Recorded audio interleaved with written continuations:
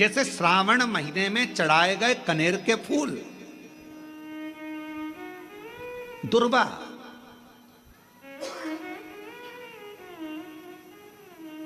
और हम सबसे कहेंगे, अब मान लो यदि कोई विशेष कोर्ट का केस चल रहा हो, कोई कोर्ट में कोई बातें चल रही हो, अदालत आदि में कोई कार्रवाई चल रही हो, कोई फाइल प्रशासनिक अधिकारियों के पास फंस गई हो और कुछ ना कुछ उसमें अपने को लगता है कि तकलीफ का प्रसंग है, तो हम कहेंगे शिव की आराधना करो, सत्यता पर जियो, और साथ में 5 दुर्वा, 1 कनेर का फूल पीला, 1 पीला कनेर, 5 दुर्वा, 5 बेलपत्र लेकर शिव जी के मंदिर में जाकर शिवलिंग पर समर्पित कर 2 लोटा जल सावन के महीने में उसी पर बेलपत्र कनेर के फूल पर चढ़ाइए। देवाधिदेव महादेव की कृपा होगी। ज़्यादा से ज़्यादा 6 महीना 7 महीना, इससे ज़्यादा निर्णय आप ही के पक्ष में आएगा और शिव की कृपा से। और इसमें एक बात और स्मरण रखें, जैसे कोई की प्रॉपर्टी है, कोई की जमीन है, और वो जमीन तुम्हारी कोई ने कब्जा कर लिया, तुम्हारा नाम नहीं हो पाई, या कोई उसमें लफड़ा हो गया या तकलीफ आ गई और पैसा उसमें अटक गया, उसके लिए भी कनेर का पुष्प श्रावण महीने के जितने सोमवार आते हैं, रविवारी, सोमवारी और भोमवारी, कौन कौन से वार हो गए? रविवार, सोमवार और मंगलवार, 3 बार। प्रथम दिवस में कनेर का 1 पुष्प लेना है, द्वितीय दिवस में कनेर के 5 पुष्प लेना है, और तृतीय दिवस में कनेर के 3 पुष्प लेना है। बेलपत्र 1-1 साथ में लेकर शिव जी को रविवार के दिन भी समर्पित करें, सोमवार के दिन भी समर्पित करें, और मंगलवार को 3 कनेर के पुष्प के साथ बेलपत्र लेकर बाबा को समर्पित करिए। कितना भी अटकी हुई प्रॉपर्टी होगी, कह दिया उसने मैं तेरे नाम प्लाट नहीं कराऊंगा और पैसा लेकर बैठ गया, या पैसा नहीं दे रहा है, या किसी भी रूप में वो अटका हुआ है, अगर सावन के 4 सोमवार पढ़े या 5 सोमवार पढ़े, आपने ये प्रत्येक सावन के सोमवार के पहले, फिर से बोलो कौन सा बार?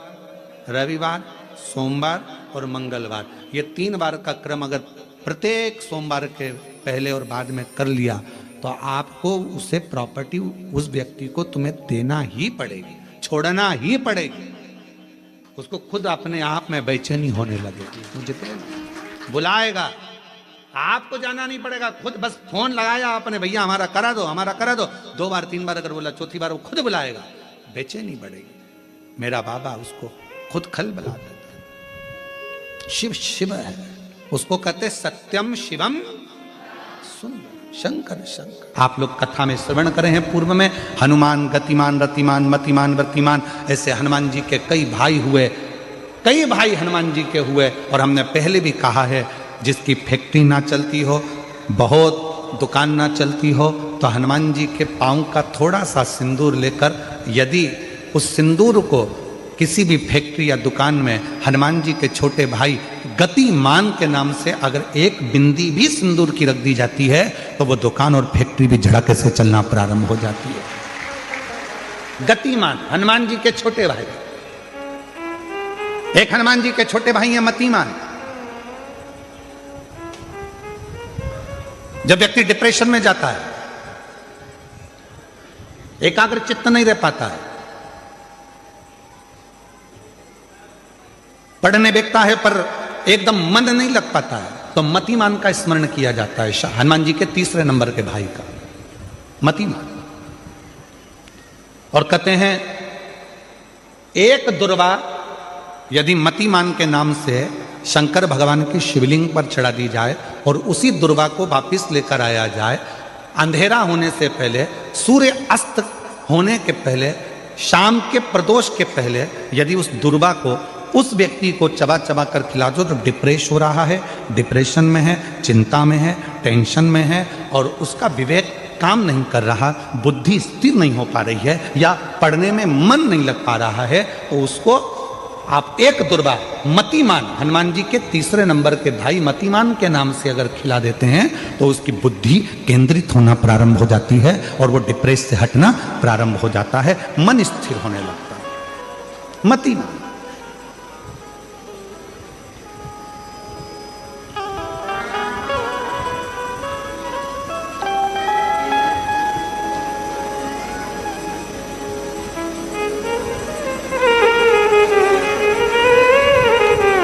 और एक नाम आता है व्रतिमान।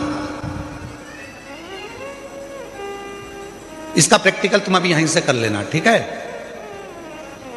चलते चलते मालूम पड़े तुम्हारी पार्किंग यहां से आधा किलोमीटर दूर है, ठीक है? अरे बोलो तो जम के।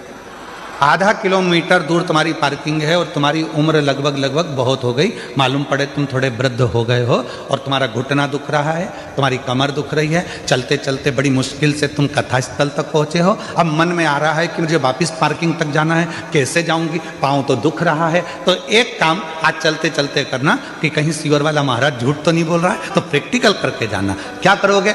यहां से जाते समय आप जब जा रहे हो और आपके शरीर का कोई अंग जब दुख रहा है तो श्री शिवाय नमस्तुभ्यम कहकर श्री व्रतिमान हनुमान का स्मरण करो। किसका स्मरण करना है? जम के बोलो, व्रतिमान हनुमान।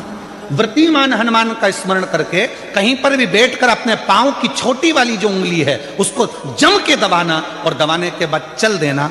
जिस जगह पर भी दर्द हो रहा होगा मेरा बाबा आपको मंजिल तक पहुंचाएगा, दर्द होने नहीं देगा। कल नहीं करना, प्रैक्टिकल आज ही करना। काल करे सो आज कर। व्रतिमान आज करेंगे गुरुजी, 3 महीने में फर्क दिखेगा। तुम तो आज का बताओ ना कि आज की आज में फल कैसे मिले। तो बिल्कुल तैयारी में बैठो। जाते जाते व्रतिमान हनुमान भगवान श्री शिवाय नमस्तुभ्यम का स्मरण कर कर एक ऊर्जा के साथ, ताजगी के साथ चलते जाओ। शिव थोड़ा बहुत नहीं देते, मेरे भगवान देते हैं चप्पल फाड़ कर। लोगों के स्मरण में है कि नहीं हमको नहीं मालूम, पर 2 माता ऐसी है, 2 जगत जननी ऐसी है कि दुनिया का कोई भी व्यक्ति कितना भी टोना कर दे, चाहे दुनिया का कोई भी व्यक्ति कितनी भी विद्या कर दे, चाहे दुनिया का कोई भी तांत्रिक कोई विद्या करने वाला तुम्हारे ऊपर कितनी भी विद्या कर दे, 2 देवी ऐसी है जो उस टोना को, उस विद्या को पलट देती है। और यह हम नहीं कर रहे हैं, देवी भागवत कर रही है। देवी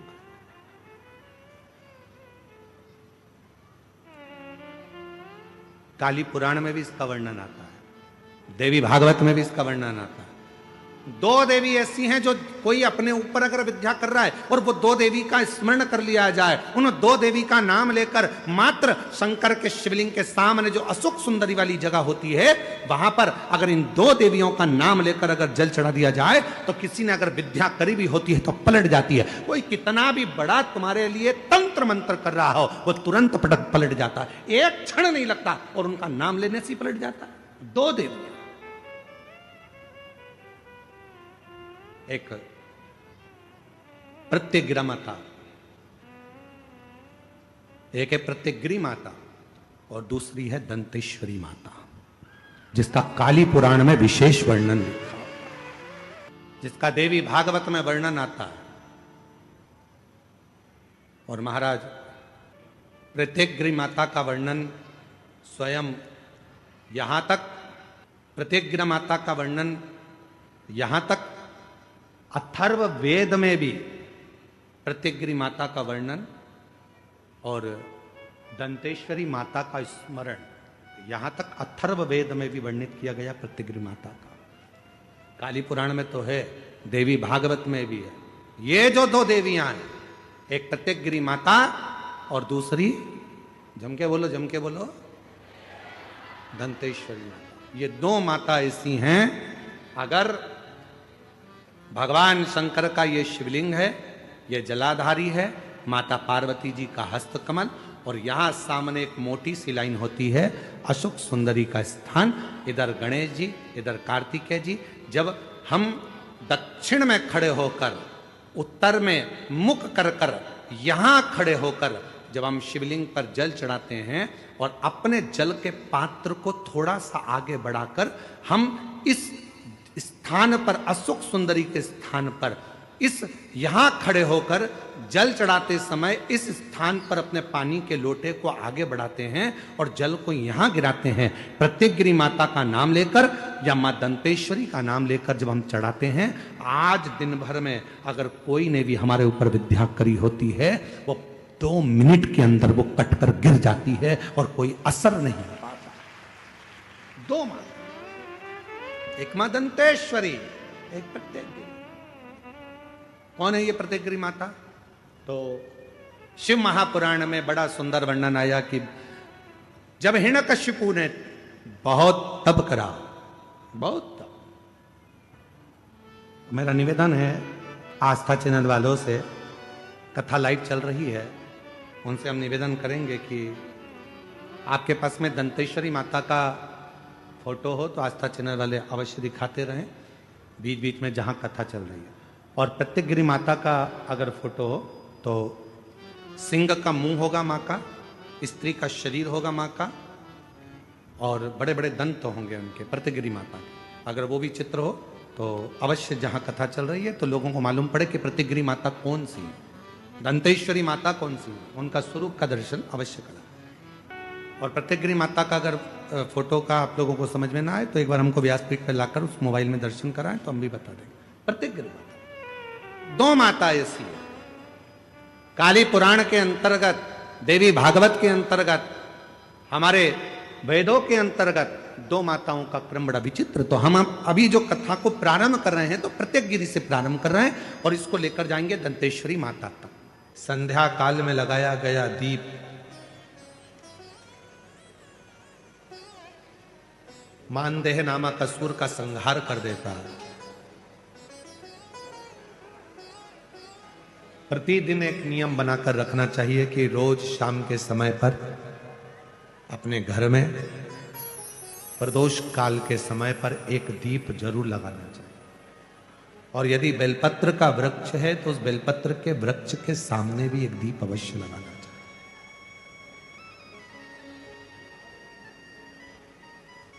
6 महीने में, 3 महीने में, 2 महीने में, 1 महीने में ऐसा नियम बनाया करो कि मुझे बेलपत्र की पूजन करना।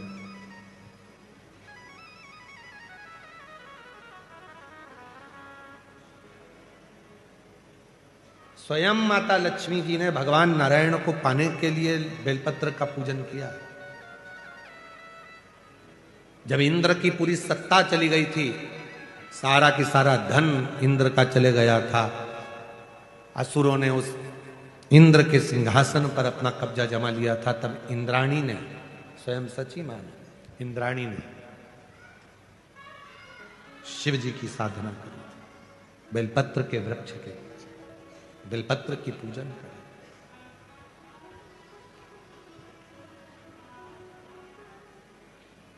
कभी दिल कर जाए तुम्हारा तो कभी महीने में, 1.5 महीने में, 2 महीने में बेलपत्र के पेड़ के नीचे जल लेकर बैठो। बेलपत्र के वृक्ष के नीचे दूध नहीं चढ़ाना, बेलपत्र के वृक्ष के नीचे दही नहीं चढ़ाना, शहद घी नहीं चढ़ाना।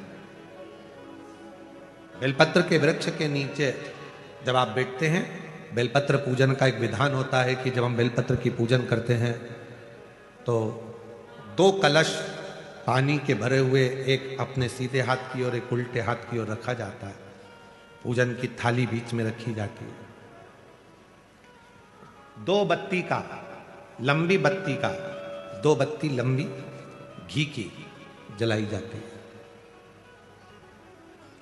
लंबी बत्ती, बेलपत्र के वृक्ष के नीचे 2 बत्ती लंबी जोड़ा बनाकर उसको जलाया जाता है। फिर दोनों हाथ में कलश में जल है, बेलपत्र के वृक्ष के नीचे दोनों हाथों का जल धीरे धीरे शिव जी का स्मरण कर कर नारायण लक्ष्मी का स्मरण कर कर, मां आदिशक्ति गौरा का स्मरण कर कर, रिद्धि सिद्धि गणेश का स्मरण कर कर उसको चढ़ाओ। प्रार्थना करो, विनय करो, मेरे जीवन में बहुत कष्ट है, उसको मिटाना है आपको।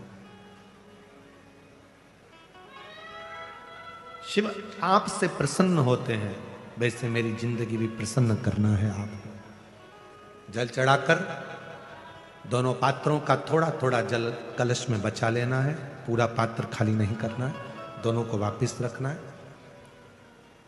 और थोड़ी सी हल्दी पीसी हुई शिव जी के उस बेलपत्र पर लगाएं, थोड़ा कुंकुम वो भी बेलपत्र पर लगाएं। 7 दाने अक्षत के, केवल 7 दाने अक्षत के बेलपत्र को छुआकर अपनी थाली में रख लें। घर पर जब जाएं तो वो 7 दाने अक्षत के और बेलपत्र के वृक्ष में जो चढ़ा हुआ थोड़ा सा जल बचा कर लाए हो, वो घर में छींट कर 7 दाने पूरे घर में डालना प्रारंभ करें। महीने में, 2 महीने में, 3 महीने में एक बार करिए। जीवन में किसी के आगे हाथ फैलाने की जरूरत नहीं पड़ेगी। इतनी संपदा बाबा की, इतनी संपदा। बेलपत्र की महत्वता को लोग जानते नहीं है। एक प्रदोष की महत्वता, एक बेलपत्र की महत्वता। अभी हमने पहले भी कहा, एक कथा प्रदोष काल की रह गई है। एक बार हम दिल्ली बाच रहे थे पर वो पूरी नहीं हो पाई क्योंकि पानी आ गया। हम प्रयास कर रहे हैं उस कथा को कुबेरेश्वर धाम पर, क्योंकि उसमें प्रदोष काल की कथा में टेंट नहीं लगता। वो प्रदोष काल की जो कथा होगी सीहोर कुबेरेश्वर धाम में, उसमें टेंट नहीं लगेगा, उसको खुले मैदान में बांचना पड़ता। आप और हम सब खुले मैदान में बैठकर प्रदोष काल में उस कथा को सुनेंगे और उसमें प्रदोष की महत्वता को जानेंगे। और हमारी तरफ से हम तो आज प्रकाश जी आपको भी, दीना भाभी जी आपको भी, दोनों को निमंत्रण दे रहे हैं। जब भी सीहोर में जब कथा हो प्रदोष काल की, तो एक दिन कम से कम आप लोग आकर उस कथा की पूजन आपको भी करना रहे, प्रदोष काल की कथा।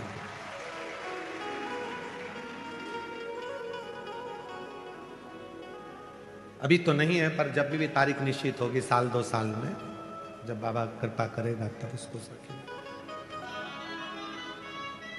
पंडाल में भले तुम्हारे लिए हम सोने के लिए पंडाल लगा देंगे, पर कथा सुनने के लिए तो आपको मैदान में ही बैठना पड़ेगा, खुले आसमान।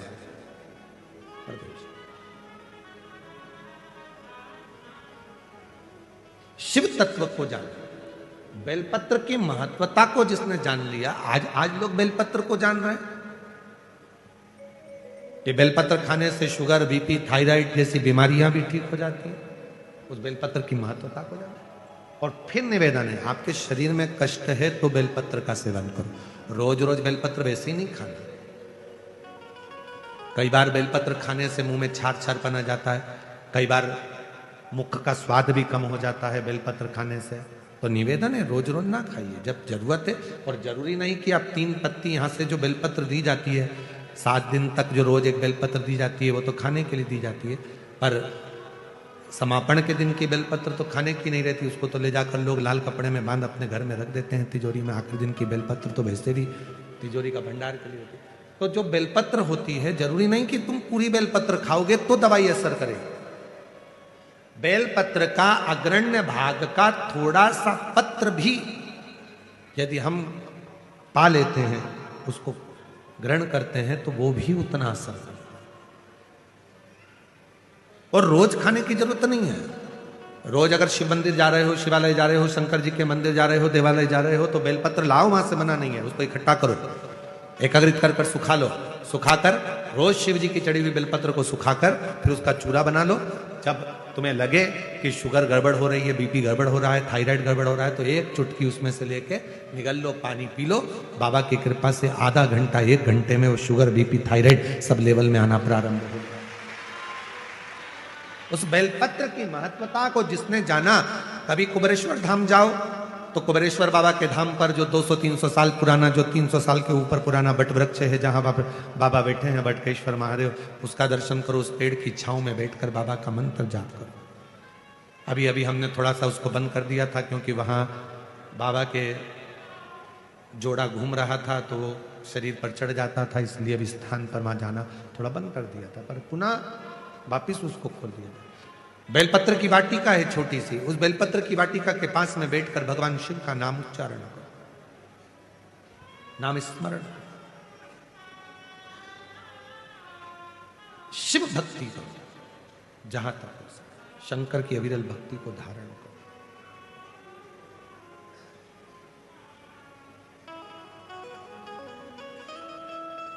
शिव की साधना आराधना जीवन को सुख देती है। बेलपत्र का वृक्ष का पूजन अर्चना हमें आनंद प्रदान करता है। बंसल जी, आज के समय में ये जितने भी श्रोता बैठे हैं और जितने बाहर बैठे हैं और जितने ऑनलाइन सुन रहे हैं अपने अपने घरों में बैठकर, मोबाइल पर, व्हाट्सएप पर, इंस्टाग्राम पर, फेसबुक पर, जितने भी सोशल मीडिया पे सुन रहे हैं, मैं एक एक श्रोताओं से, जितने टीवी पर सुन रहे हैं और जितने यहाँ सुन रहे हैं, मैं सबको खड़े होकर पूछ सकता हूँ कि आपने कहाँ तक पढ़ाई करी है।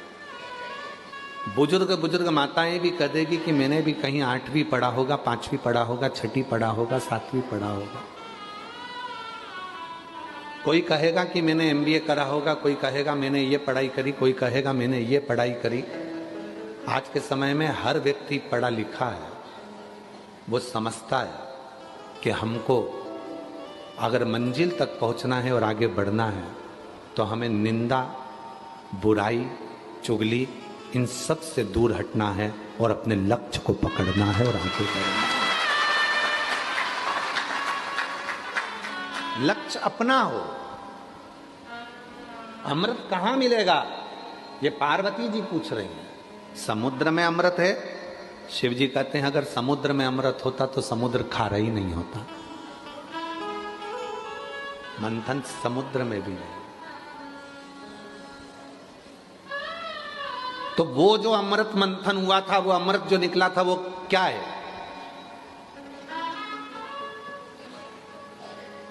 शिव जी ने कहा वो तो विचारों का मंथन है। और विचारों का जब मंथन होता है तो उसमें जो अमृत निकलता है वो जीवन को सुख देता है। आज हम एक बात इस व्यासपीठ से, काशी की भूमि से कहना चाहेंगे। प्रत्येक पति और पत्नी को अपने कमरे में आने के बाद मोबाइल को टेबल पे साइलेंट कर कर पटक देना चाहिए। पति कमरे में आया, पत्नी कमरे में आई, दोनों के मोबाइल साइलेंट कर कर एक कोने में पटक दो और अपने अपने विचारों का मंथन करो। पत्नी के पास बहुत सारी बातें हैं जो तुमसे कहना चाहती है, पर तुम ऐसे हो कि उसकी बातों को सुनना ही नहीं चाहते। पति कहते हैं ये निंदा करेगी, बुराई करेगी अपनी सास की, ससुर की, परिवार की। ठीक है, किससे कहेगी वो? अपना मन हल्का करने के लिए अपने पति से ही तो कहेगी। अगर पड़ोसी से कहना चालू कर देगी तो तुमको काली मिर्ची लग जाएगी। कहेगी तो पति से। किससे कहेगी वो? कहेगी तो पति से। अपने केवल मंथन समुद्र का नहीं हुआ, मंथन विचारों का हुआ। विचारों का मंथन। बच्चों को क्या कराना है, कहाँ पढ़ाना है, उनकी एजुकेशन कैसी होना चाहिए, आगे का क्या करना है इनका। पर हम मंथन करते हैं तो दूसरों का करते हैं। सास ने ऐसा बोल दिया, ससुर ने ऐसा बोल दिया, तुम्हारी बहन ने ऐसा बोल दिया, तुम्हारे भाई ने ऐसा बोल दिया। ये मंथन नहीं चाहिए। मंथन में अपने लिए सोचो, अपने बच्चों के लिए सोचो, अपन कैसे खुश रह सकते हैं वो विचार करो। तुम सबसे ज्यादा बहू, किसी की भी अगर बहू होगी तो सबसे 33 कोटि देवी देवता में सबसे ज्यादा बहू माता पार्वती जी की थी। माता पार्वती।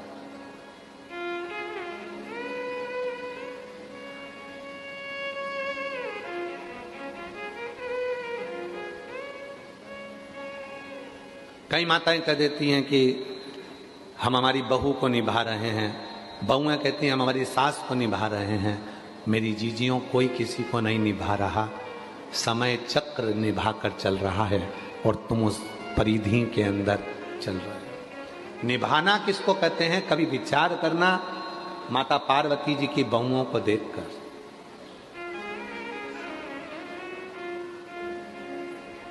बहुओं को देखो।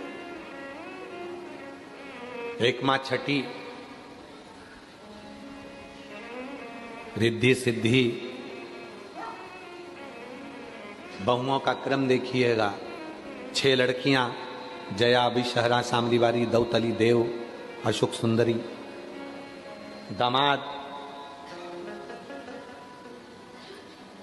बच्चों के बच्चे शुभ और लाभ, उनके बच्चे अमोद और प्रमोद।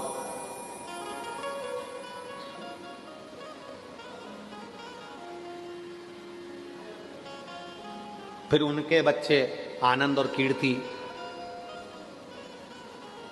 दादा परदादा बनकर भी अपनी बहुओं को निर्वाह कर रही है मां। क्यों? क्योंकि मंथन पति और पत्नी में है, विचारों का, तो वहां विवाद नहीं होता। आपके यहां विवाद किस बात का होता है? विवाद का कारण क्या है आपके यहां? विवाद का कारण यह है कि मंथन आप दूसरों का कर रहे हो।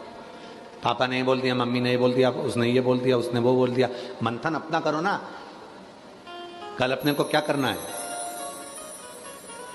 आगे कैसे बढ़ना है, बच्चों को एजुकेशन कराना है तो उसकी लाइन पकड़ाना है, उसको वो पढ़ना चाहता है, उसको पढ़ाना है। मंथन करो कि कल कमाई कैसे करेंगे, बच्चों को कैसे पढ़ाएंगे। मंथन वो नहीं है कि अपनी हिम्मत को हार देना, विष निकाल लेना, इसको मंथन नहीं कहा गया।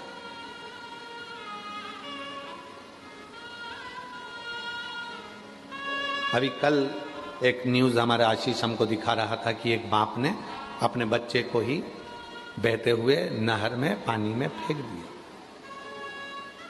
मां अपने एक बच्चे को लेकर चली गई, बाप के पास एक बच्चा रह गया, दोनों में लड़ाई झगड़ा चल रहा था और बच्चे से क्या तुमने निकाला? ये अमृत नहीं है, ये विष है, इसको अमृत नहीं कहेंगे।